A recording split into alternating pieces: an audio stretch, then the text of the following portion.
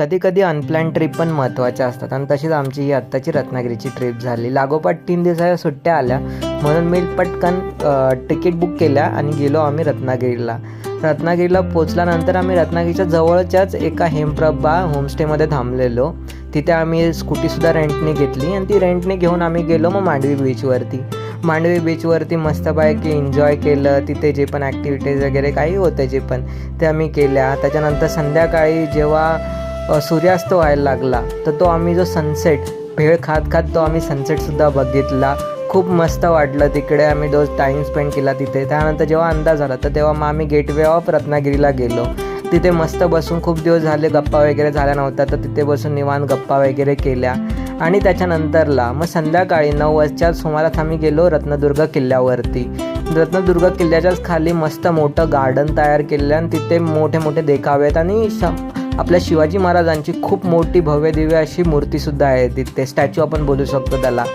So तो statue आहे आणि तिथून जे वातावरण संध्याकाळचा जो नजारा आहे तो एकदम नेत्रसुखद करणारा असा पूर्ण नजारा आहे, तो खूप मस्त वाटला। आणि त्याच्यानंतर मग आम्ही सिटीमध्ये असलेल्या रावस रेस्टॉरंटमध्ये गेलो। इथं तुम्ही थाळी बघू शकता, अलग अलग थाळी होत्या। तर आम्ही एक बांगडा थाळी आणि एक कोळंबी थाळी ऑर्डर केलेली। त्यानंतर मग जेवणाचा पूर्ण आस्वाद घेतला कारण भूक तो भरपूर लागलेली दोघांना, मला आणि सोनलला। जेवून मग आम्ही पुन्हा गेलो आमच्या हॉटेलवरती। दुसऱ्या दिवशी सकाळी उठून हॉटेलच्या समोर असलेल्या माळीज या छोट्याशा स्टॉलवरती गेलो। तिथे नाश्ता खूप अप्रतिम होता, बाळासुद्धा नाश्ता दिला। आणि तिथून मग आम्ही गेलो भाटे बीचवरून जात असताना जो नजारा तो मला वाटतं की रत्नागिरीत राहणाऱ्या प्रत्येक माणसाला तो नजारा आवडतो। आणि त्यानंतर मग आम्ही जेव्हा भाटे बीचला पोचलो सकाळी कोणच तिथे नव्हतं, असं वाटत होतं की आम्ही आमच्या प्रायव्हेट बीचवरतीच गेलेलो आहे। मग तिथे बाळाबरोबर खूप मस्त टाईम स्पेंड केला मी आणि सोनलनी, मस्त एन्जॉय केलं पाण्यामध्ये थोडा उशीर। इथे बघू शकता तुम्ही।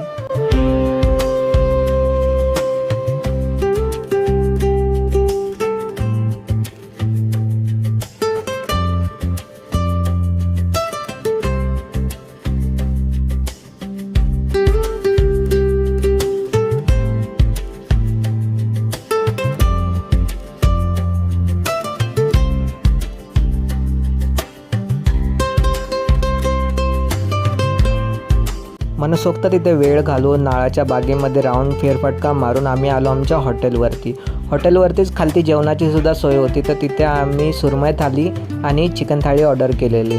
सो दोन्ही पण एक युनिक टेस्टच्या होत्या आणि जी सुरमई थाळी होती ती तर एवढी मस्त होती, ते खाऊन एकदम मन प्रसन्न झालं। आणि त्याच्यानंतरच मग आम्ही आमच्या मुंबईच्या परतीच्या प्रवासाला निघालो। भेटू आपण नवीन व्हिडिओमध्ये लवकरच।